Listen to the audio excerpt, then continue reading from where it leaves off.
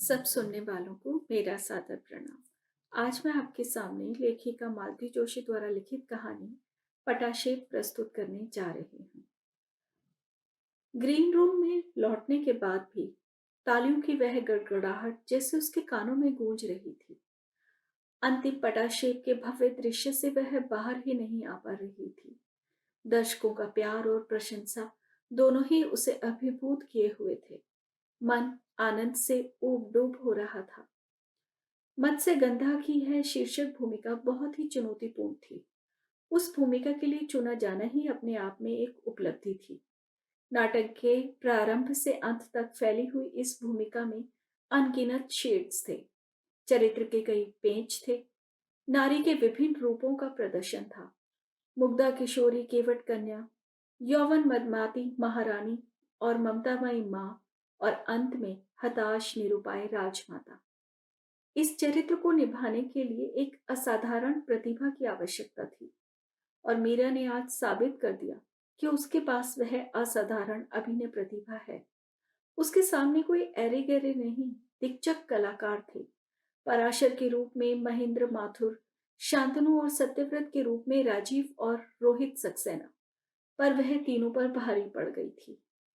नाटक की भाषा में कहा जाए तो उसने तीनों की छुट्टी कर दी। ग्रीन ग्रीन रूम में बधाई देने वालों का तांता लगा हुआ था। वह हंस हंसकर सबकी बधाइयां स्वीकार कर रही थी। किसी के पैर छू रही थी, किसी के गले लग रही थी, पर उसकी आंखें ग्रीन रूम के दरवाजे पर टंगी थी। जिनके अभिनंदन की उसे खास प्रतीक्षा थी, वे नजर नहीं आ रहे थे। शायद भीड़ छटने का इंतजार कर रहे हो। तभी सुपर्णा ने उसे ठहोका दिया, राजमाता जी, अब जरा अपना गेटअप बदल लीजिए। दूल्हे मियाँ देखेंगे तो घबरा जाएंगे। अब उसे भान हुआ कि वह वृद्ध राजमाता बनी हुई है। इस रूप में अपने मंगेतर से मिलने का तो सवाल ही पैदा नहीं होता। उसने फौरन मेकअप रूम का रुख किया। जाते जाते सुपर्णा से कह गई, वो आए तो थोड़ी देर बातों में बहलाए रखना, मैं अभी आई। हाँ भाई, बहला लेंगे फुसला लेंगे, बाद में मत कहना कि मेरे मियाँ को चुरा लिया। मीरा ने फटाफट मुंह धोया, मेकअप उतारा।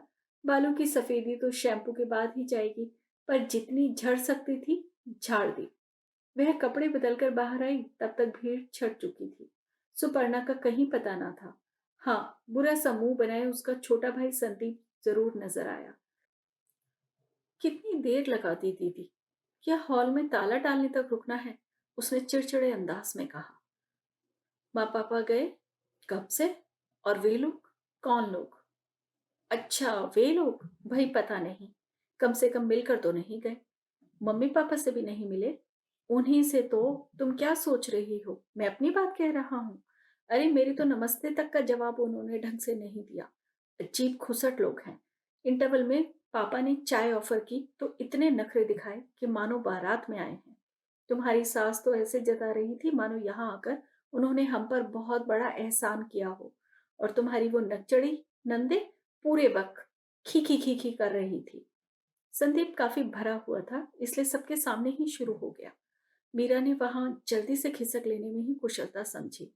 बड़े ही बेमन से वह संदीप के पीछे जा बैठी। उसने तो सोचा था आज रात आनंद की बाइक पर घर लौटेगी। रास्ते में कॉफी या आइसक्रीम के लिए वे कहीं रुकेंगे, मन भरकर बातें होंगी। पर वे तो बच्चों की तरह मम्मी डैडी के साथ गाड़ी में लदकर आए थे। सारा रोमांस धरा का धरा ही रह गया। बाइक की सवारी नहीं करवाई तो ना सही, कोई मजबूरी रही होगी। शायद डैडी रात को ड्राइव ना कर पाते हों, पर मिनट भर को भीतर आकर वे उसे कॉन्ग्रेचुलेट तो कर ही सकते थे। कितने शौक से उसने पूरे परिवार के लिए 5 वीआईपी पास भिजवाए थे। माँ पापा और संदीप इस बार टिकट लेकर पीछे बैठे थे। सगाई के बाद उसका यह पहला नाटक था, और उसका बड़ा मन था कि आनंद के परिवार वाले उसके इस पहलू को भी देखें। घर आकर लगा माँ पापा का मूड भी उखड़ा हुआ है।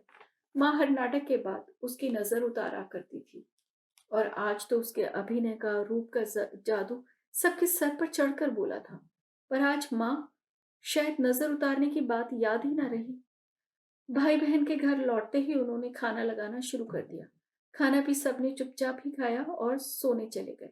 माँ पापा ने नाटक के बारे में एक शब्द भी नहीं कहा। मीरा को देर रात तक नींद नहीं आई।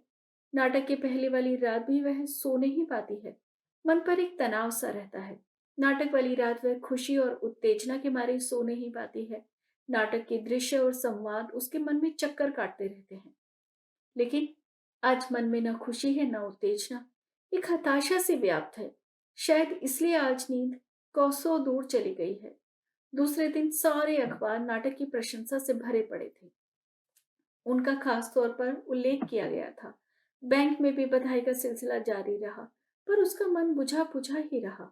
जिस व्यक्ति से प्रशंसा पाने की उसकी सबसे ज्यादा उत्सुकता थी, वही चुप लगा गया था। करीब 4 बजे उसके मोबाइल पर संदेश आया, 6 बजे आर्यव्रत में मिलो, बात करनी है। उसका मुरझाया मन एक बारी हरा हो उठा। ठीक तो है, बड़ों के सामने खुलकर बात करना मुश्किल रहा होगा। हाँ, पर एक फोन तो कर सकते थे। अब किया भी है तो यह टुइया सा एसएमएस। बैंक से फरलांग भर दूरी पर रिश्ते की एक बुआ का घर था। राखी भाई दूज पर उनके यहाँ आना जाना हो जाता था। ऑफिस से जरा जल्दी निकलकर वह उनके यहाँ पहुंच गई। बुआ, एक जगह जाना है, सुबह से घर से निकली हूँ, एकदम भूतनी लग रही हूँ, जरा हुलिया सुधार लूं। तुम्हारा घर है लल्ली, बुआ ने स्नेह सिक्त स्वर में कहा। दीदी, कोई अच्छी सी साड़ी निकाल दूं? उसकी बहू ने पूछा। मीरा को लालच तो हो आया, पर वह संकोच कर गई। ठीक समय पर वह आर्यव्रत पहुंच गई। आनंद बाहर प्रतीक्षा करते मिले। फिर दोनों ऊपर वाली मंजिल पर चले गए और एक कोने वाली मेज पर आकर बैठ गए। कुछ क्षण खामोशी में बीत गए। बैरा आया और पानी रखकर चला गया। फिर दोबारा वह अपना मेन्यू कार्ड लेकर आया तो आनंद ने खुद ही जो ऑर्डर करना था कर दिया। मीरा को थोड़ा अजीब सा लगा। यह सामान्य शिष्टाचार तो होता ही है कि साथ वाले से उसकी पसंद पूछी जाती है, पर आनंद ने उसकी जरूरत नहीं समझी। मीरा को यह बात खटकी तो जरूर, पर उसने मन को समझा लिया कि शायद वे इस फालतू चर्चा में समय जाया नहीं करना चाहते हों। वेटर के जाने के बाद उन्होंने गला साफ किया और कहा, मीरा, शादी से पहले मैं एक बात स्पष्ट रूप से कहना चाहता हूँ। वह चौंकी, क्योंकि उनका स्वर बहुत गंभीर था।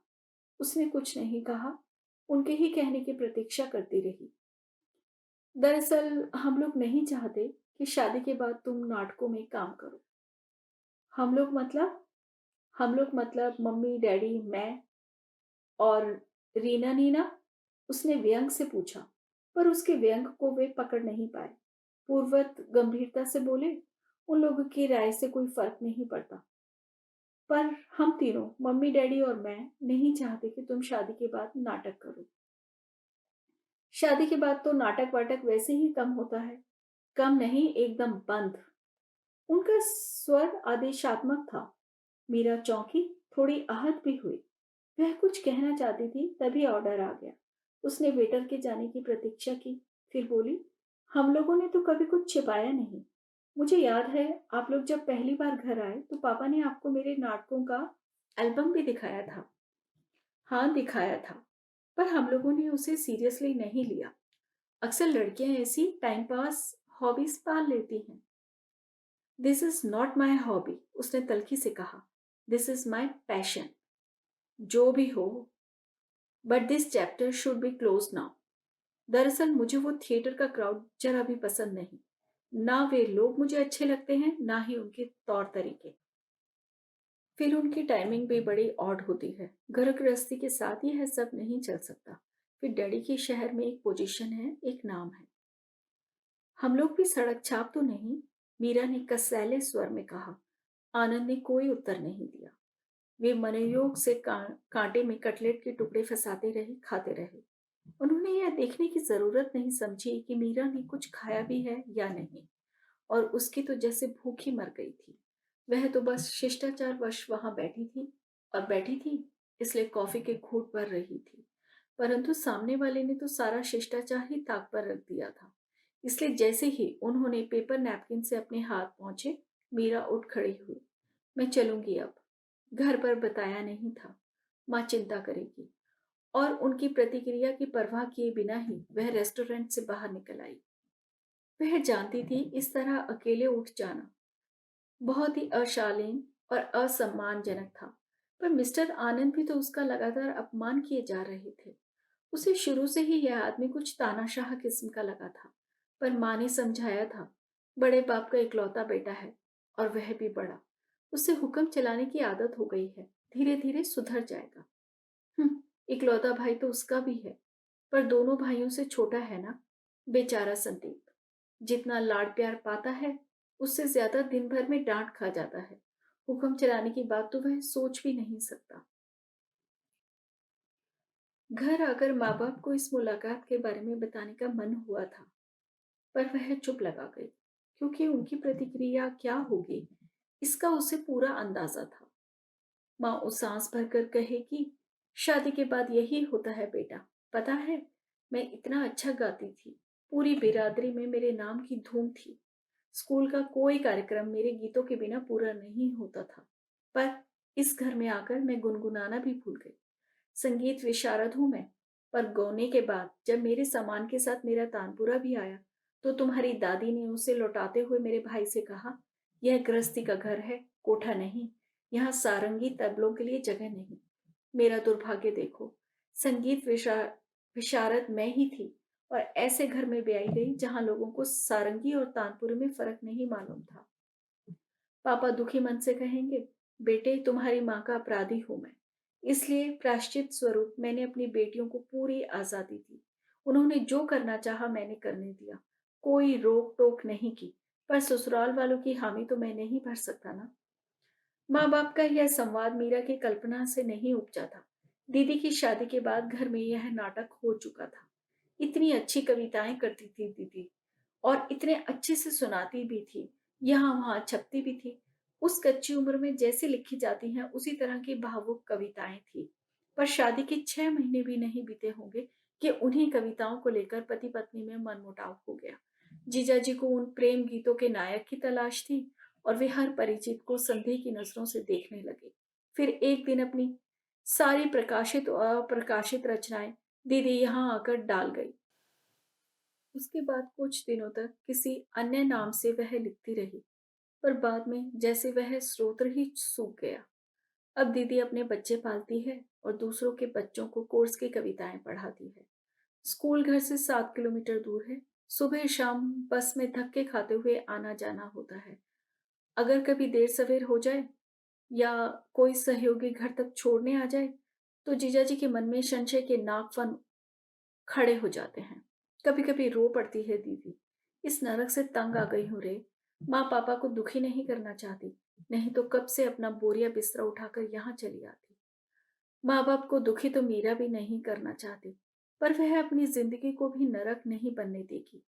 वह अपने ढंग से निपटेगी। लंच टाइम में मीरा ने वह नंबर घुमाया। क्या बात है? मैं जरा मीटिंग में हूँ, बस 1 मिनट लूंगी, एक जरूरी बात पूछनी थी। कौन सी?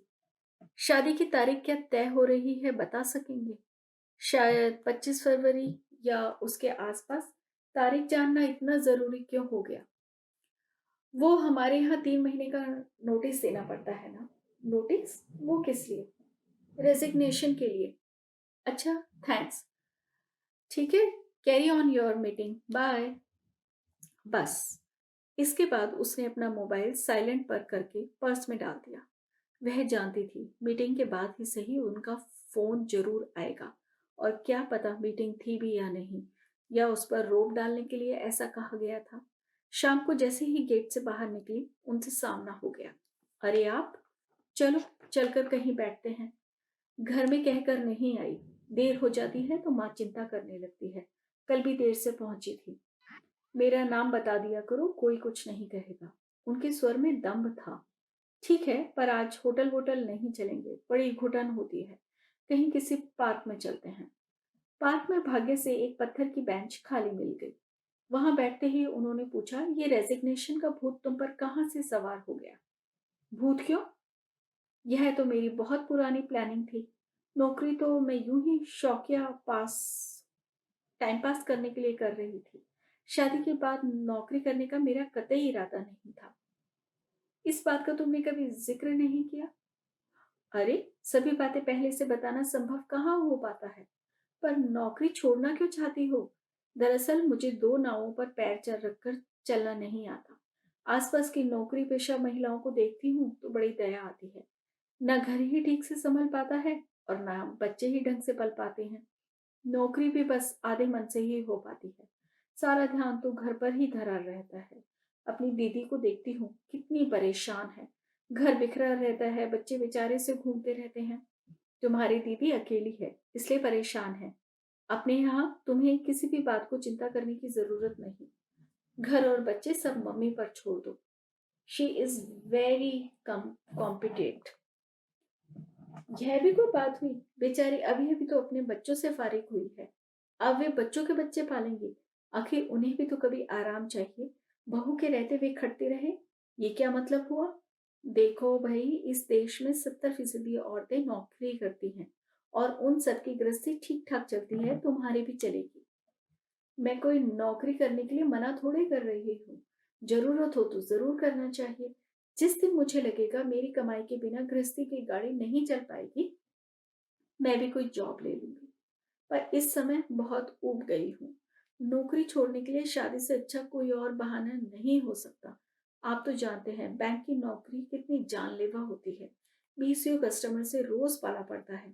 वे कैसे भी हों, उनसे नम्रता से पेश आना ही पड़ता है। कुलीग्स भी अच्छे बुरे जैसे भी हों, उनसे दोस्ती रखनी पड़ती है। और बॉस लोगों को तो आप जानते ही हैं। नाराज हो तो मुसीबत, मेहरबान हो तो और भी ज्यादा मुसीबत होती है। फिर यहाँ काम के घंटे ज्यादा हैं, ओवर टाइम भी करना पड़ता है। ऑफिसर ग्रेड में आ जाए, कहीं भी देहात में पटक देते हैं। आजकल तो हर कहीं बैंक खुल गए हैं। ऑफिसर ग्रेड लेने की जरूरत क्या है? प्रमोशन नकारा भी तो जा सकता है। वाह, प्रमोशन क्यों नकार दूं? उसके लिए मेहनत करनी पड़ती है, पढ़ाई करनी पड़ती है, परीक्षा देनी पड़ती है। यह सब व्यर्थ कर दूं? वह बोलती जा रही थी और आनंद के चेहरे पर एक के बाद एक रंग आता जा रहा था। 2 दिन पहले नाटक को लेकर जिन बातों पर उन्होंने ऐतराज किया था, मीरा ने आज नौकरी के साथ वही सब बातें गिनाकर उन्हें निरुत्तर कर दिया। वे भीतर ही भीतर कसमसाकर रह गए थे। वे उल्टी सीधी दलीलें दे रहे थे, पर उनमें यह स्वीकार करने का साहस नहीं था कि मीरा के रूप गुण के साथ उसकी मोटी तनख्वाह भी उन लोगों को भा गई थी। इसलिए नौकरी छोड़ने की कल्पना मात्र से ही वह विचलित हो गए थे। मीरा ने जब इस लुक्का छिपी के खेल का भरपूर मजा ले लिया तो वह उठ खड़ी हुई। अब चले, बहुत देर हो गई है। रात के भोजन के बाद वह माँ के साथ टेबल समेट रही थी कि फोन की घंटी बजी। पापा शायद हॉल में ही थे। फोन उन्होंने ही उठाया। 5-7 मिनट बात करने के बाद वह फोन रखकर वे भीतर आए। आज तुम आनंद के साथ घूमने गई थी? पार्क में गई थी पापा। जहां भी गई थी, क्या बातें हुई? आप क्या पागल हो गए हो? माँ झल्लाई। बच्चों से ऐसे सवाल किए जाते हैं, कुछ भी पूछ लेते हैं। देखो, मैं इतना बेवकूफ नहीं हूँ। पापा गुर्राए। अभी अभी समधी जी का फोन आया था। पूछ रहे थे कि आपकी बेटी शादी के बाद नौकरी छोड़ रही है। मैंने कहा मुझे पता नहीं, पूछकर बताता हूँ। So baby, what is the big idea? पापा, अगर मैं इस शादी से इनकार कर दूं तो आपको बुरा लगेगा? खुशी भी नहीं होगी, पर क्या मैं इनकार की वजह जान सकता हूँ? उन्होंने नाटक के लिए मना किया होगा। उनका रुख देखकर मैं तो उसी दिन समझ गई थी। मम्मी ने कहा, उन्होंने नाटक के लिए मना किया, यह उतना महत्वपूर्ण नहीं है माँ। पर जिस तरह से मना किया, वह बहुत अपमानजनक था। नाटक मुझे अच्छा लगता है, पर उससे ज्यादा मुझे मेरा आत्मसम्मान प्रिय है। तानाशाही और हिपोक्रेसी, मैं इन दोनों चीजों से नफरत करती हूँ। और इस इंसान में ये दोनों चीजें कूट कूट कर भरी हैं। 21वीं सदी में वह 16वीं सदी का प्राणी बना हुआ है। ऐसे आदमी के साथ जिंदगी गुजारना मेरे लिए बहुत मुश्किल है। पर बेटा, अब सगाई के बाद, माँ, शादी टूटने से तो सगाई टूटना अच्छा है ना। कम से कम अभी हमारे सामने कई विकल्प तो हैं। शादी के बाद तो एक ही विकल्प रह जाएगा, तलाक। It is your life baby, पापा बोले। वही करो जो तुम्हें ठीक लगता हो। हमारी कोई जबरदस्ती नहीं है। थैंक यू पापा, एक फोन कर लूं? पापा ने स्वीकृति में सिर हिला दिया और समझदारी से वहीं डाइनिंग चेयर पर बैठ गए। मीरा ने धीरे से हॉल का दरवाजा उड़का दिया और उस घर का नंबर घुमा दिया। हेलो, एक रोबीला स्वर गूंजा। डैडी जी, मैं मीरा बोल रही हूँ। क्या आनंद जी से बात हो सकेगी? उन्होंने अपनी बुलंद आवाज में बेटे को हाँक लगाई। मिनट भर बाद ही आनंद की खींच भरी फुसफुसाहट सुनाई दी। इस नंबर पर क्यों फोन किया? क्या मेरा सेल नंबर याद नहीं? क्या फर्क पड़ता है? वैसे भी आप हर बात अपने डैडी से शेयर करते ही हैं। फोन क्यों किया था? एक बात कहनी थी। फिलहाल मैंने नौकरी छोड़ने का इरादा त्याग दिया। ना, दैट्स गुड। पहले पूरी बात सुन लीजिएगा, दाद बाद में दीजिएगा। मैंने यह कहने के लिए फ़ोन किया है कि ना मैं नौकरी छोड़ रही हूँ और ना ही नाटक से मुँह मोड़ रही हूँ। हाँ, पर यह सगाई मैं तोड़ रही हूँ। Goodbye. Thank you. धन्यवाद। मानवीय जीवन से जुड़ी हुई इसी तरह की कहानियों को सुनने के लिए कृपया करके मेरे चैनल को लाइक एंड सब्सक्राइब अवश्य करें। धन्यवाद।